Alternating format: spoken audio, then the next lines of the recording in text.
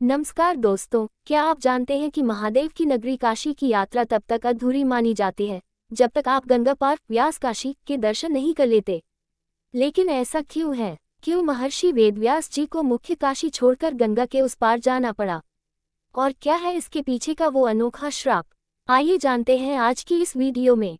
व्यास काशी वाराणसी में गंगा नदी के उस पार रामनगर किले के परिसर में स्थित एक अत्यंत पवित्र और ऐतिहासिक धार्मिक स्थल है। ये स्थान महाभारत के रचयिता और वेदों के संकलनकर्ता महर्षि वेद व्यास जी को समर्पित है। क्यों बनी व्यास काशी? पौराणिक मान्यताओं के अनुसार एक बार महर्षि वेद व्यास अपने शिष्यों के साथ काशी में रह रहे थे। किसी कारणवश उन्हें समय पर भिक्षा नहीं मिली, जिससे क्रोधित होकर वे काशी को श्राप देने लगे। तभी भगवान शिव, विश्वनाथ और माता पार्वती ने एक लीला रची और व्यास जी का क्रोध शांत किया।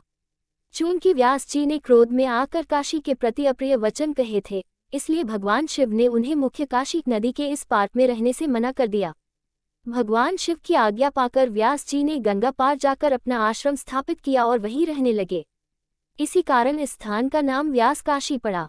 सनातन परंपरा में माना जाता है कि व्यास काशी के दर्शन किए बिना मुख्य काशी की यात्रा अधूरी रहती है। कहानी अभी बाकी है दोस्तों। जैसा कि हम जानते हैं, जब भगवान शिव ने व्यास जी को मुख्य काशी से निर्वासित बाहर कर दिया तो उन्होंने गंगा पार रामनगर में व्यास काशी की स्थापना की। लेकिन स्थानीय लोक कथाओं और जनश्रुतियों में एक बात और जोड़ी जाती है। मुख्य काशी के प्रति अपने झुकाव और थोड़े अहंकार के कारण व्यास जी ने कह दिया था कि जो कोई भी गंगा के इस पार रामनगर व्यास काशी क्षेत्र में मरेगा, वह अगले जन्म में गधा बनेगा।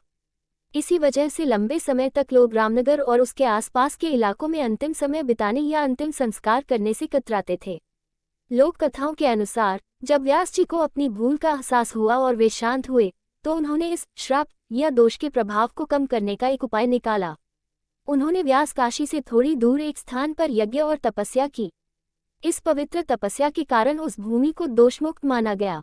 ऐसा माना जाता है कि व्यास जी ने जिस स्थान पर यह सुधार या उपाय किया, उसे साधुपुरी कहा जाने लगा। समय के साथ यही साधुपुरी शब्द अपभ्रंश बदलते बदलते होकर आज का साहुपुरी बन गया।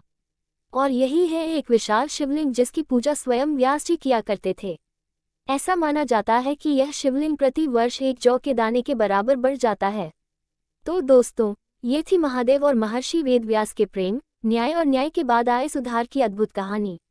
अगर आपको ये जानकारी अच्छी लगी हो तो वीडियो को लाइक और चैनल को सब्सक्राइब जरूर करें।